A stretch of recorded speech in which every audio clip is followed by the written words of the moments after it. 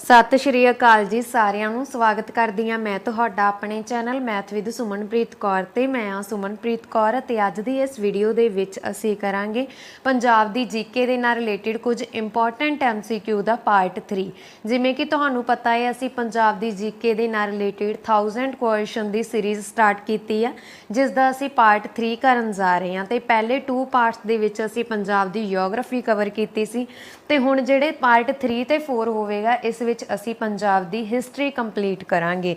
ठीक है हाँ जी, ਜਿਹੜੇ ਵੀ ਸਟੂਡੈਂਟ ਪੰਜਾਬ ਦੇ ਕਿਸੇ ਵੀ ਕੰਪੀਟੀਟਿਵ ਐਗਜ਼ਾਮ ਦੀ ਤਿਆਰੀ ਕਰ ਰਹੇ ਨੇ ਉਹਨਾਂ ਦੇ ਲਈ ਪੰਜਾਬ ਜੀਕੇ ਬਹੁਤ ਜ਼ਿਆਦਾ ਇੰਪੋਰਟੈਂਟ ਟੌਪਿਕ ਹੈ ਤੇ ਅਸੀਂ ਪੰਜਾਬ ਦੀ ਮਿਕਸ ਜੀਕੇ ਦੇ ਨਾਲ ਇੱਕ 1000 ਕੁਐਸਚਨ ਦੀ ਸੀਰੀਜ਼ ਕੀਤੀ ਆ ਸਟਾਰਟ ਜਿਹੜੀ ਕਿ ਤੁਹਾਡੇ ਲਈ ਬਹੁਤ ਜ਼ਿਆਦਾ ਇੰਪੋਰਟੈਂਟ ਹੋਣ ਵਾਲੀ ਹੈ। ਤਾਂ ਜ਼ਿਆਦਾ ਟਾਈਮ ਵੇਸਟ ਨਾ ਕਰਦੇ ਹੋਏ ਅਸੀਂ ਅੱਜ ਦੀ ਇਹ ਵੀਡੀਓ ਸਟਾਰਟ ਕਰਦੇ ਹਾਂ। ਜੇਕਰ ਤੁਹਾਨੂੰ ਵੀਡੀਓ ਚੰਗੀ ਲੱਗੇ ਤਾਂ ਪਲੀਜ਼ ਵੀਡੀਓ ਨੂੰ ਲਾਈਕ ਅਤੇ ਸ਼ੇਅਰ ਜ਼ਰੂਰ ਕਰ ਦੇਣਾ। क्वेश्चन नंबर 1 पंजाब विच अशोक दे शिलालेख कित्थे मिले सन। हाँ जी, पंजाब दे विच अशोक दे शिलालेख टैक्सला दे विच मिले सी। ऑप्शन नंबर ईडी is the right answer. Next question Sindhu घाटी दियां हेठ लिखियां थावां विचों किहड़ी थां पंजाब विच नहीं है। हाँ जी, सिंधु घाटी दियां हेठ लिखियां थावां दे विचों किहड़ी थां पंजाब दे विच नहीं है। नहीं है लिखिया ना, जे नहीं सी हुंदा तां फिर इहदा मतलब असी पास्ट की गल कर रहे हैं, नहीं है दा मतलब असी प्रेजेंट की गल कर रहे हैं। एट प्रेजेंट पंजाब दे विच इन्हां थावां दे विचों किहड़ी थां नहीं गी मोहिंजोदाड़ो। ऑप्शन नंबर ऊड़ा इस क्वेश्चन दा राइट आंसर है। इस तो इलावा पंजाब दे विच कोटला निहंग खां रोपड़ संघोल ये सारियां ही थावां पंजाब दियां ने। ठीक है, रूपनगर देखो तुसी सिद्धू घाटी सभ्यता नाल संबंधित पंजाब के जिहड़े महत्वपूर्ण सथान असीं उन्हां दी गल कर लैंदे आ। रूपनगर कोटला निहंग खां जिहड़ा कि जिला रूपनगर दे विच ही पैंदा, धीर माजरा जिला रूपनगर दे विच पैंदा, बारा ये भी जिला रूपनगर दे विच ही पैंदा, रोहिड़ा यह जिला संगरूर दे विच पैंदा, संघोल जिला फतेहगढ़ साहिब दे विच पैंदा, सनेत जिला लुधियाने दे विच पैंदा। ये सिंधु घाटी दियां इंपॉर्टेंट पंजाब दे नाल संबंधित आ जिहड़ियां पंजाब दे विच थावां ने ये सिंधु घाटी नाल संबंधित ने। ठीक है, ये तुसीं याद रखना। तो इस तो इलावा जेकर असीं गल करिए मोहिंजोदड़ो दी, ये सब तो पहलां पाकिस्तान जदों मतलब कि सिंधु घाटी आई सी उस समय पाकिस्तान दे नाल संबंधित आ। ठीक है, पाकिस्तान नाल संबंधित सी जिहड़ा कि हुण कई कारणा करके खत्म हो चुके आए। हाँ जी, जिहड़ियां सिद्धू घाटी आ देखो जिहड़ी सिंधु दी घाटी आ इस नूं हड़प्पा सभ्यता भी कहा जांदा वा। ते हुण तुसीं ये याद रखना कि हड़प्पा दी सभ्यता पित्तल युग नाल संबंध रखदी करके हड़प्पा दी सभ्यता नूं पित्तल युग भी कहा जांदा है। ठीक है, पित्तल युग दे नाल नाल इस नूं इंड्स घाटी भी कहा जांदा वा। ठीक है, ये भी तुसीं याद रखना। हाँ जी, ये इंपॉर्टेंट नाम आ जिहड़े तुसीं याद रखने आ। नैक्सट कनिष्क दे अधीन पंजाब विच इत्थे तुसीं देख सकदे हो क्वेश्चन नंबर ना ऑप्शन दे विच आड़ा ऐड होया है। इसदा राइट आंसर ऊड़ा है। कनिष्क दे अधीन पंजाब विच साम्राज दा एक हिस्सा बनिया। हाँ जी, कनिष्क दे अधीन पंजाब उस साम्राज का हिस्सा बनिया सी जिसने उत्तरी भारत समेत अफगानिस्तान ते केंद्री एशिया मल्लिया होया सी ते उसदी राजधानी की सी। हाँ जी, राजधानी की सी उस समय पिशावर सी। ऑप्शन नंबर ऊड़ा is the right answer. Kanishka दे अधीन पंजाब उस साम्राज का हिस्सा बनिया सी। देखो पंजाब दे विच सब तो पहला साम्राज किहड़ा आया सी, सब तो पहला साम्राज आया सीगा मौर्यन।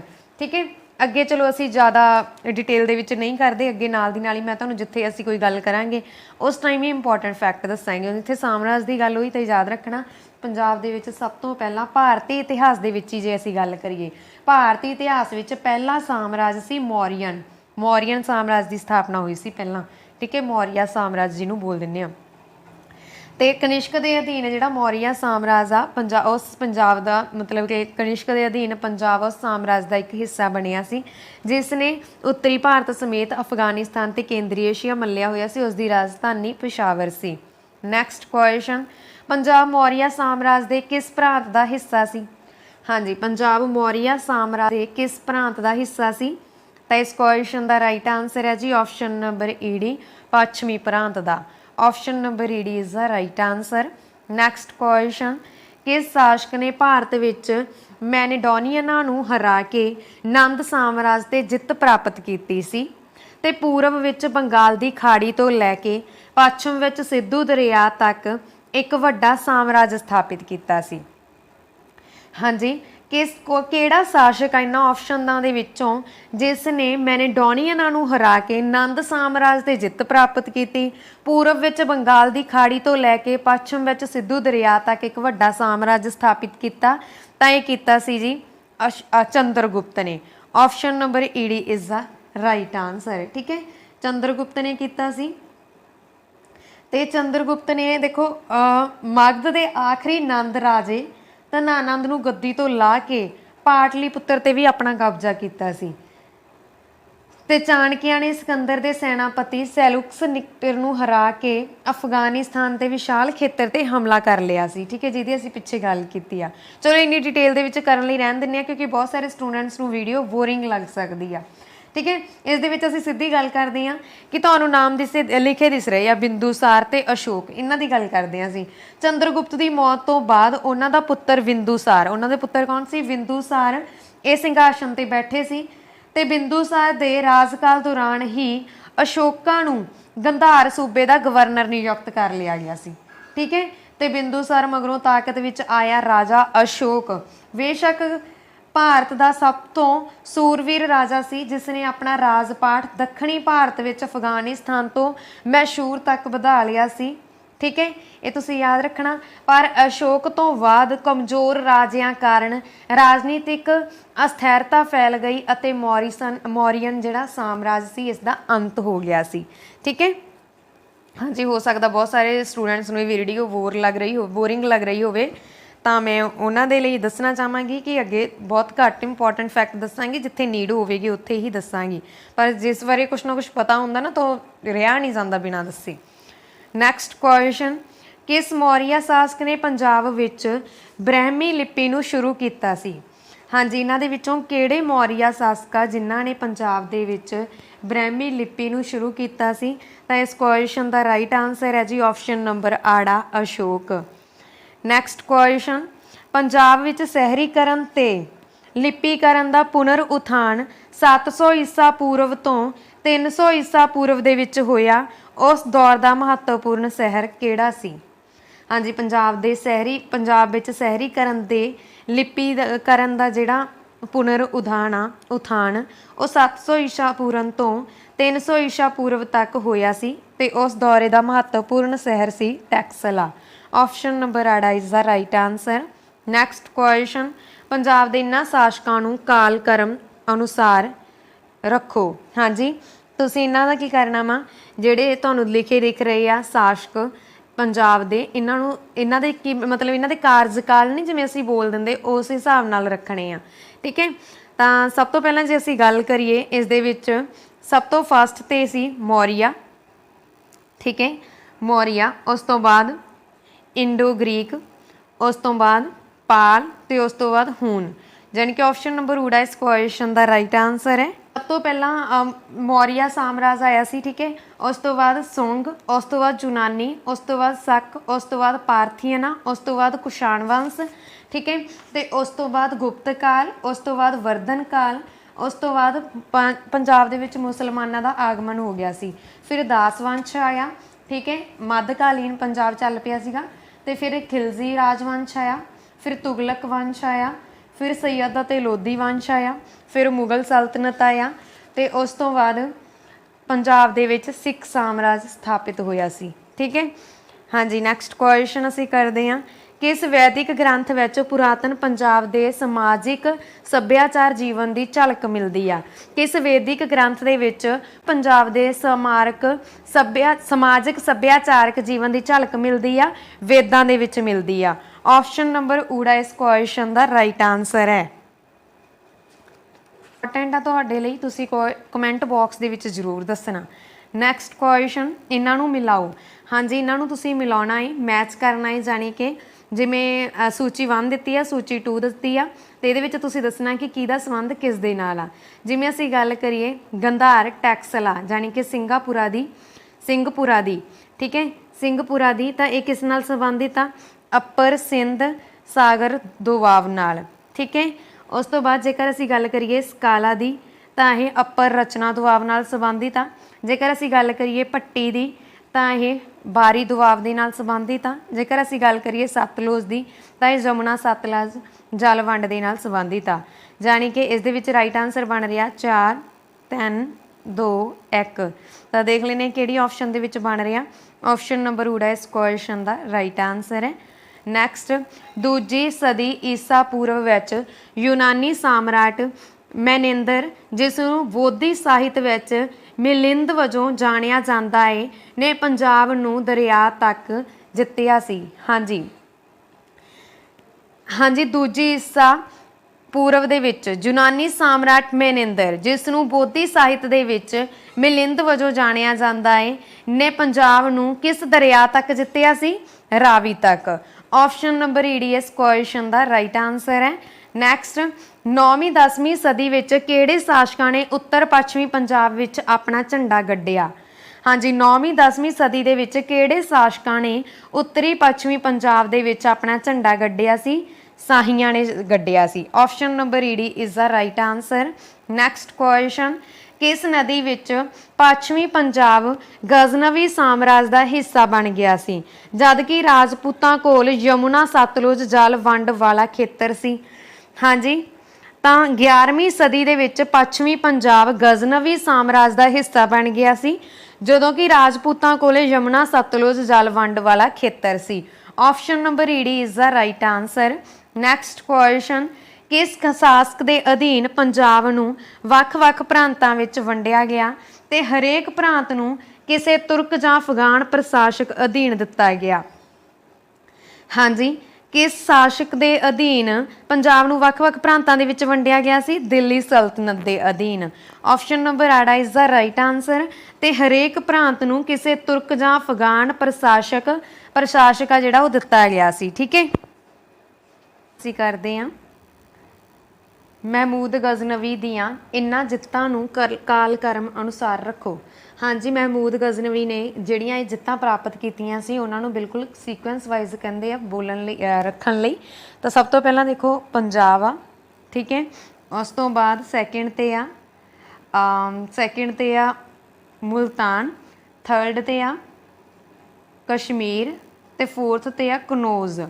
ਤਾਂ ਇਹ ਤੁਸੀਂ ਦੇਖ ਸਕਦੇ ਹੋ ਕਿਸ ਤਰ੍ਹਾਂ ਦੀ ਆਪਸ਼ਨ ਬਣ ਰਹੀ ਆ 2 1 3 4। ਆਪਸ਼ਨ ਨੰਬਰ ਊੜਾ ਹੀ ਸਾਡੇ ਸਾਹਮਣੇ ਪਈ ਆ। ਠੀਕ ਹੈ, ਮਹਿਮੂਦ ਗਜ਼ਨਵੀ ਦੇਖੋ ਇਹਨਾਂ ਤੋਂ ਪਹਿਲਾਂ ਪੰਜਾਬ ਤੇ ਹਿੰਦੂ ਸ਼ਾਹੀ ਸੱਤਾ ਕਬਜ਼ਾ ਦੇਖੋ, ਜਿਵੇਂ ਅਸੀਂ ਬੋਲ ਸਕਦੇ ਹਾਂ ਕਿ ਮਹਿਮੂਦ ਗਜ਼ਨਵੀ ਦੇ ਆਗਮਨ ਦੇ ਸਮੇਂ ਪੰਜਾਬ ਤੇ ਹਿੰਦੂ ਸ਼ਾਹੀ ਸੱਤਾ ਦਾ ਕਬਜ਼ਾ ਸੀ। ਹਿੰਦੂ ਸ਼ਾਹੀ ਸੱਤਾ ਦੇ ਰਾਜਾ ਜੈਪਾਲ ਨੇ ਆਪਣੀ ਸਲਤਨਤ ਨੂੰ ਸਰਹੰਦ ਤੋਂ ਲੈ ਕੇ ਲੰਮਪਾਕਾ ਤੱਕ ਫੈਲਾਇਆ ਹੋਇਆ ਸੀ ਤੇ ਬਠਿੰਡਾ ਉਸ ਸਮੇਂ ਰਾਜਧਾਨੀ ਸੀ। ਠੀਕ ਹੈ, ਬਾਅਦ ਵਿੱਚ ਉਸਨੇ ਆਪਣੀ ਰਾਜਧਾਨੀ ਬਦਲ ਕੇ ਸਰਹੰਦ ਬਣਾ ਲਈ। ਉਹਨਾਂ ਨੇ ਪੰਜਾਬ ਦੇ ਵਿਸ਼ਾਲ ਖੇਤਰ ਤੇ ਰਾਜ ਕੀਤਾ ਹੋਇਆ ਸੀ, ਪਰ ਹਿੰਦੂ ਸ਼ਾਹੀ ਰਾਜੇ ਮੁਹੰਮਦ ਗਜ਼ਨਵੀ ਦੇ ਭਿਆਨਕ ਹਮਲਿਆਂ ਤੋਂ ਮਤਲਬ ਕਿ ਜਿੱਤ ਨਾ ਸਕੇ। ਠੀਕ ਹੈ, ਤੇ ਮਹਿਮੂਦ ਗਜ਼ਨਵੀ, ਜਿਵੇਂ ਆਪਾਂ ਕਹਿ ਸਕਦੇ ਹਾਂ ਮੁਹੰਮਦ ਗਜ਼ਨਵੀ, ਠੀਕ ਹੈ, ਜਾਂ ਮੁਹੰਮਦ ਗਜ਼ਨੀ ਜਾਂ ਮਹਿਮੂਦ ਗਜ਼ਨਵੀ, ਇਹਨਾਂ ਨੇ ਭਾਰਤ ਤੇ ਟੋਟਲ 17 ਵਾਰ ਹਮਲੇ ਕੀਤੇ ਆ। ਇਹ ਵੀ ਤੁਸੀਂ ਯਾਦ ਰੱਖਣਾ। ਠੀਕ ਹੈ, ਕਿੰਨੇ ਵਾਰ ਹਮਲੇ ਕੀਤੇ ਆ? 17 ਵਾਰ ਹਮਲੇ ਕੀਤੇ ਆ।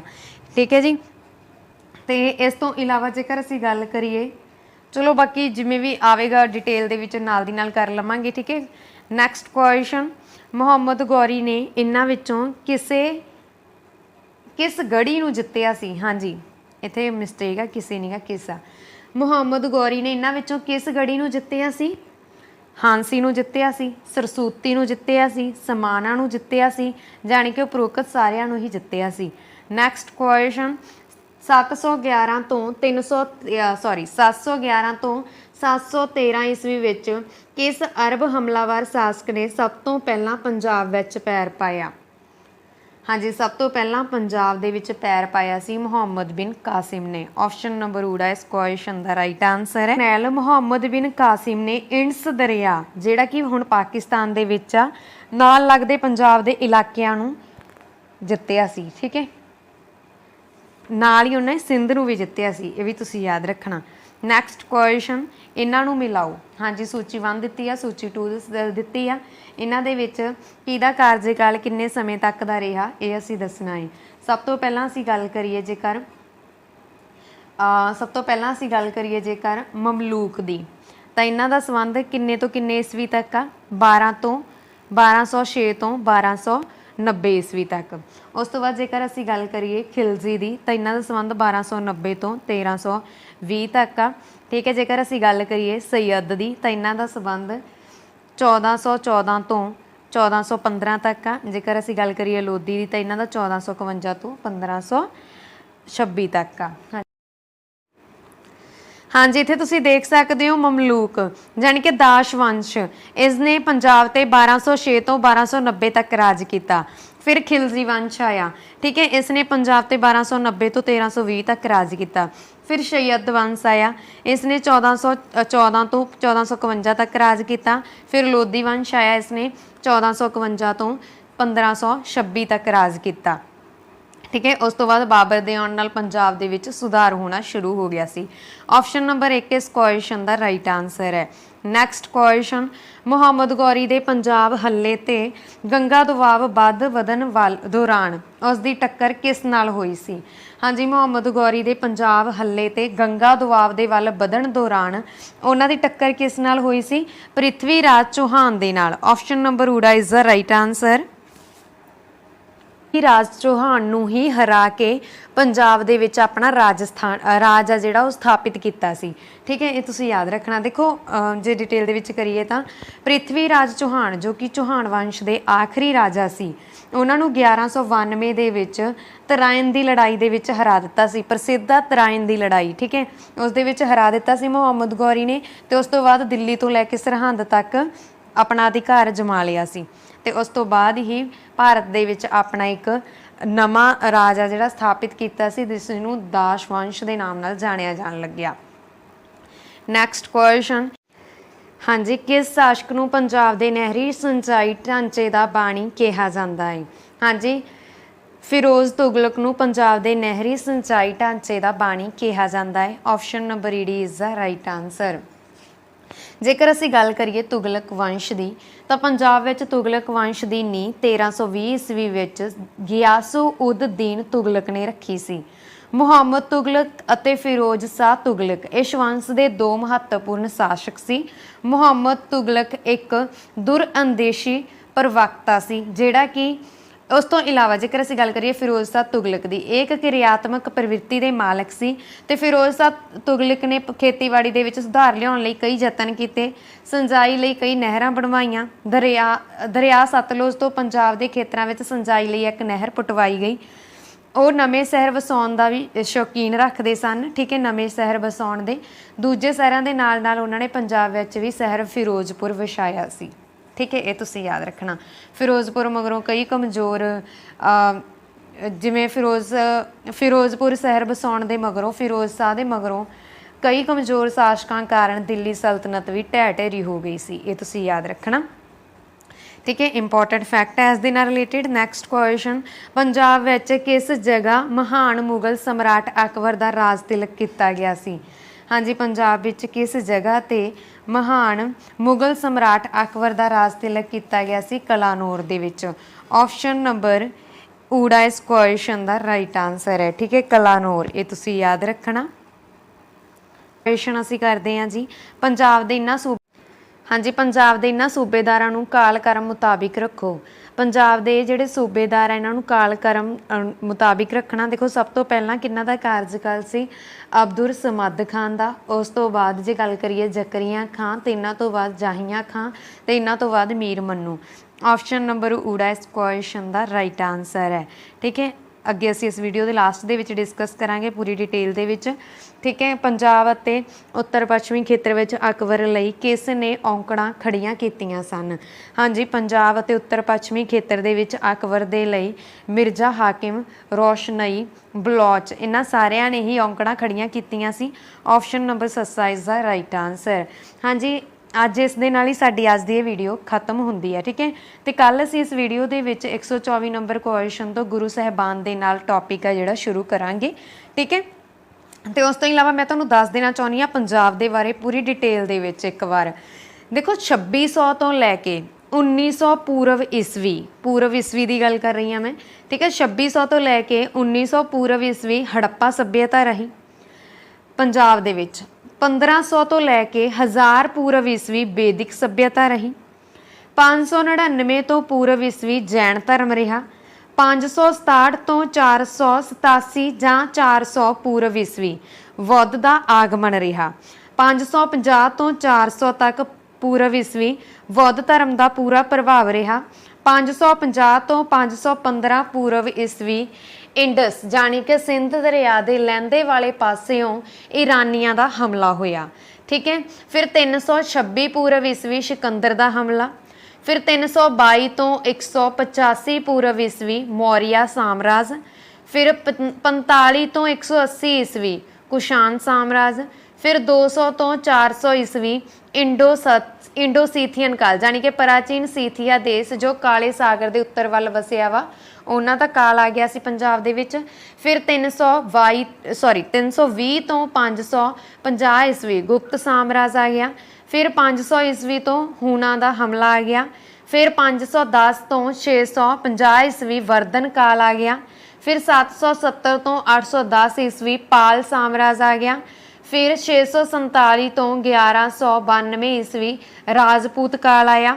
ਉਸ ਤੋਂ ਬਾਅਦ 717 ਤੋਂ 713 ਈਸਵੀ ਅਰਬ ਦੇ ਜਰਨੈਲ ਮੁਹੰਮਦ ਬਿਨ ਕਾਸਿਮ ਨੇ ਇੰਡਸ ਦਰਿਆ ਮੌਜੂਦਾ ਪਾਕਿਸਤਾਨ ਨਾਲ ਲੱਗਦੇ ਪੰਜਾਬ ਦੇ ਇਲਾਕਿਆਂ ਨੂੰ ਜਿੱਤਿਆ। ਫਿਰ 713 ਤੋਂ 1300 ਈਸਵੀ ਦਿੱਲੀ ਸਲਤਨਤ ਆਇਆ, ਠੀਕ ਹੈ, ਜਿਸ ਦੇ ਵਿੱਚ 1206 ਤੋਂ ਲੈ ਕੇ 1290 ਈਸਵੀ ਤੱਕ ਮੁਹੰਮਦ ਗੌਰੀ ਨੇ ਰਾਜ ਕੀਤਾ, ਉਹਨਾਂ ਦਾ ਕਾਰਜਕਾਲ ਰਿਹਾ, ਠੀਕ ਹੈ। 1290 ਤੋਂ 1320 ਈਸਵੀ ਤੱਕ ਜਲਾਲ ਉਦ ਦੀਨ ਫਿਰੋਜ਼ ਖਿਲਜੀ ਦਾ ਰਾਜਵੰਸ਼ ਰਿਹਾ, ਠੀਕ ਹੈ, ਜਾਂ ਫਿਰ ਇਹ ਕਹਿ ਸਕਦੇ ਹਾਂ ਖਿਜ਼ਲੀ ਰਾਜਵੰਸ਼ ਨੇ ਪੰਜਾਬ ਤੇ ਰਾਜ ਕੀਤਾ। ਫਿਰ 1320 ਤੋਂ 1413 ਈਸਵੀ ਤੱਕ ਗਿਆਸੂਦੀਨ ਤੁਗਲਕ ਨੇ ਰਾਜ ਕੀਤਾ। ਫਿਰ 1414 ਤੋਂ 1451 ਤੱਕ ਖਿਜ਼ਰ ਖਾਨ ਨੇ ਰਾਜ ਕੀਤਾ। ਫਿਰ 1451 ਤੋਂ 1526 ਈਸਵੀ ਤੱਕ ਜਿਹੜਾ ਰਾਜ ਸੀਗਾ ਉਹ ਆ ਗਿਆ ਬਹਿਲੋਲ ਖਾਂ ਲੋਧੀ ਦਾ। ਉਸ ਤੋਂ ਬਾਅਦ 1526 ਤੋਂ 1707 ਈਸਵੀ ਵਿੱਚ ਮੁਗਲ ਸਾਮਰਾਜ ਆ ਗਿਆ ਸੀ। ਤੇ ਮੁਗਲ ਸਾਮਰਾਜ ਦੇ ਵਿੱਚ ਜੇਕਰ ਅਸੀਂ ਗੱਲ ਕਰੀਏ 1526 ਤੋਂ 1530 ਈਸਵੀ, ਠੀਕ ਹੈ, 1526 ਤੋਂ 1530 ਈਸਵੀ ਜ਼ਹੀਰੁਦੀਨ ਮੁਗਲਕ ਬਾਬਰ ਨੇ ਰਾਜ ਕੀਤਾ। ਫਿਰ 1530 ਤੋਂ 1540 ਈਸਵੀ ਨਸੀਰੁਦੀਨ ਮੁਹੰਮਦ ਹਮਾਜ਼ੂ ਨੇ ਰਾਜ ਕੀਤਾ। ਫਿਰ 1540 ਤੋਂ 1545 ਈਸਵੀ ਸ਼ੇਰ ਸ਼ਾਹ ਸੂਰੀ ਦਾ ਕਾਰਜਕਾਲ ਰਿਹਾ। ਫਿਰ 1545 ਤੋਂ 1554 ਈਸਵੀ ਇਸਲਾਮ ਸ਼ਾਹ ਸੂਰੀ ਦਾ ਕਾਰਜਕਾਲ ਰਿਹਾ। ਫਿਰ 1555 ਤੋਂ 1555 ਤੱਕ ਹੀ, ਠੀਕ ਹੈ, ਨਸੀਰੁਦੀਨ ਮੁਹੰਮਦ ਹਮਾਜ਼ੂ ਦਾ ਕਾਰਜਕਾਲ ਰਿਹਾ। ਉਸ ਤੋਂ ਬਾਅਦ 1556 ਤੋਂ 1556 ਈਸਵੀ ਤੱਕ ਹੈਮਚੰਦਰ ਬਿਕਰਮਾਦਿੱਤਿਆ ਦਾ ਕਾਰਜਕਾਲ ਰਿਹਾ।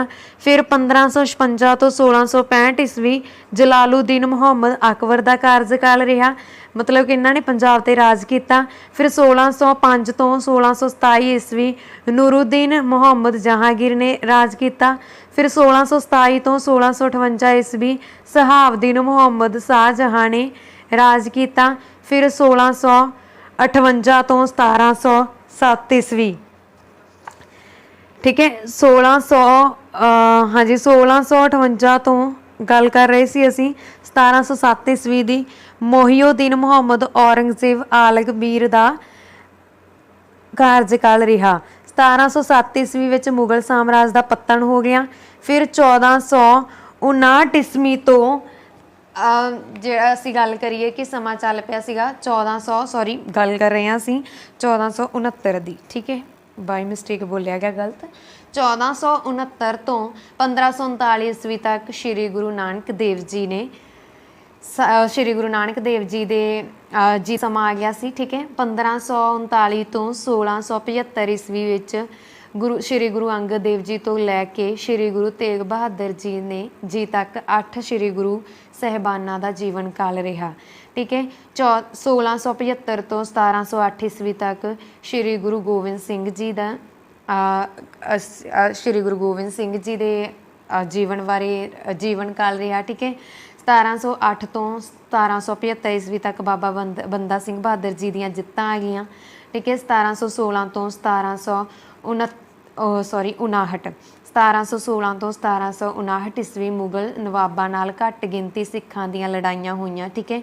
ਫਿਰ 1739 ਈਸਵੀ ਵਿੱਚ ਪਰਸੀਆਂ ਤੇ ਨਾਦਰ ਸ਼ਾਹ ਦਾ ਹਮਲਾ ਹੋਇਆ। ਫਿਰ 1748 ਤੋਂ 1669 ਈਸਵੀ ਅਹਿਮਦ ਸ਼ਾਹ ਅਬਦਾਲੀ ਦੇ 9 ਹਮਲੇ ਹੋਏ। ਫਿਰ ਸਿੱਖਾਂ ਤੇ ਦੁਰਾਨੀ ਸਾਮਰਾਜ ਵਿੱਚ ਪੰਜਾਬ ਦਾ ਕਬਜ਼ਾ ਲੈਣ ਲਈ ਬਰਾਬਰ ਦੀ ਟੱਕਰ ਹੋਣੀ ਸ਼ੁਰੂ ਹੋ ਗਈ। ਫਿਰ 1761 ਈਸਵੀ ਦੇ ਵਿੱਚ ਪਾਣੀਪਤ ਦੀ ਤੀਜੀ ਲੜਾਈ ਹੋਈ। ਠੀਕ ਹੈ। ਫਿਰ 1762 ਈਸਵੀ ਦੇ ਵਿੱਚ ਅਹਿਮਦ ਸ਼ਾਹ ਅਬਦਾਲੀ ਦੇ 6ਵੇਂ ਹਮਲੇ ਦੌਰਾਨ ਵਾਪਰਿਆ ਸਿੱਖਾਂ ਦਾ ਘੱਲੂਘਾਰਾ। ਫਿਰ 1764 ਈਸਵੀ ਤੋਂ 1799 ਤੱਕ ਸਿੱਖ ਮਿਸਲਾਂ ਦੀ ਹਕੂਮਤ ਰਹੀ। ਫਿਰ 1799 ਤੋਂ 1839 ਮਹਾਰਾਜਾ ਰਣਜੀਤ ਸਿੰਘ ਦਾ ਰਾਜ ਰਿਹਾ। ਮਹਾਰਾਜਾ ਰਣਜੀਤ ਸਿੰਘ ਦਾ ਜਨਮ 1780 ਈਸਵੀ ਨੂੰ ਹੋਇਆ ਸੀ। ਠੀਕ ਹੈ, ਤੁਸੀਂ ਯਾਦ ਰੱਖਣਾ। ਤੇ ਹਾਂਜੀ, ਅੱਗੇ ਅਸੀਂ ਗੱਲ ਕਰੀਏ 1849 ਤੋਂ। ਠੀਕ ਹੈ। 1845 ਤੋਂ 1849 ਦੌਰਾਨ ਹੋਈਆਂ ਪਹਿਲੀਆਂ ਤੇ ਦੂਜੀ ਐਂਗਲੋ ਸਿੱਖ ਲੜਾਈਆਂ ਤੋਂ ਬਾਅਦ ਪੰਜਾਬ ਤੇ ਬ੍ਰਿਟਿਸ਼ ਸਾਮਰਾਜ ਆ ਗਿਆ। ਫਿਰ 1849 ਤੋਂ 1947 ਬ੍ਰਿਟਿਸ਼ ਇੰਡੀਆ ਸਾਮਰਾਜ ਰਿਹਾ। ਫਿਰ 1911 ਨੂੰ ਕਲਕੱਤੇ ਤੋਂ ਭਾਰਤ ਦੀ ਰਾਜਧਾਨੀ ਨੂੰ ਹਟਾਇਆ ਗਿਆ ਅਤੇ ਦਿੱਲੀ ਨੂੰ ਪੰਜਾਬ ਤੋਂ ਅਲੱਗ ਕਰ ਦਿੱਤਾ ਗਿਆ। ਠੀਕ ਹੈ। ਤੇ ਪੰਜਾਬ ਤੋਂ ਅਲੱਗ ਕਰ ਦਿੱਤਾ ਗਿਆ। ਠੀਕ ਹੈ। 1947 ਵਿੱਚ ਬ੍ਰਿਟਿਸ਼ ਇੰਡੀਆ ਅਧੀਨ ਸਾਂਝੇ ਪੰਜਾਬ ਨੂੰ 2 ਹਿੱਸਿਆਂ ਦੇ ਵਿੱਚ ਵੰਡਿਆ ਗਿਆ। 2 ਦਰਿਆਵਾਂ ਦੇ ਵਿੱਚ ਸਤਲੁਜ ਤੇ ਬਿਆਸ ਵਾਲੇ ਪੂਰਬੀ ਜਿਹੜੇ ਚੜ੍ਹਦੇ ਪਾਸੇ ਹਿੱਸੇ ਨੂੰ ਭਾਰਤੀ ਪੰਜਾਬ ਦੇ ਵਿੱਚ ਵੰਡ ਦਿੱਤਾ ਗਿਆ। 3 ਦਰਿਆ ਰਾਵੀ, ਝੰਨਾ, ਜੇਹਲਮ ਇਹ ਪਾਕਿਸਤਾਨ ਦੇ ਹਿੱਸੇ ਵਿੱਚ ਚਲੇ ਗਏ। ਲਗਭਗ 70 ਲੱਖ ਲੋਕਾਂ ਨੇ ਪਾਕਿਸਤਾਨ ਤੇ 60 ਲੱਖ ਲੋਕਾਂ ਨੇ ਭਾਰਤ ਵੱਲ ਹਿਜਰਤ ਕੀਤੀ। 1950 ਪੰਜਾਬ ਨੂੰ 2 ਨਵੇਂ ਰਾਜਾਂ ਦੇ ਵਿੱਚ ਵੰਡ ਦਿੱਤਾ ਗਿਆ। ਪ੍ਰਾਂਤਕ ਰਾਜ ਨੂੰ ਪੰਜਾਬ ਰਾਜ ਅਤੇ ਸ਼ਾਹੀ ਰਿਆਸਤਾਂ ਨੂੰ ਪੈਪਸੂ ਦਾ ਨਾਂ ਦਿੱਤਾ ਗਿਆ।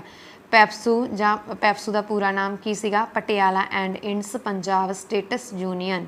ਠੀਕ ਹੈ। ਇਸੇ ਤਰ੍ਹਾਂ ਕੁਝ ਪਹਾੜੀ ਰਿਆਸਤਾਂ ਨੂੰ ਲੈ ਕੇ ਹਿਮਾਚਲ ਪ੍ਰਦੇਸ਼ ਨੂੰ ਕੇਂਦਰ ਸ਼ਾਸਿਤ ਪ੍ਰਦੇਸ਼ ਬਣਾ ਦਿੱਤਾ ਗਿਆ। ਫਿਰ 1960 ਤੋਂ 1973 ਤੱਕ ਹਰੀ ਕ੍ਰਾਂਤੀ ਦਾ ਦੌਰ ਚੱਲਿਆ।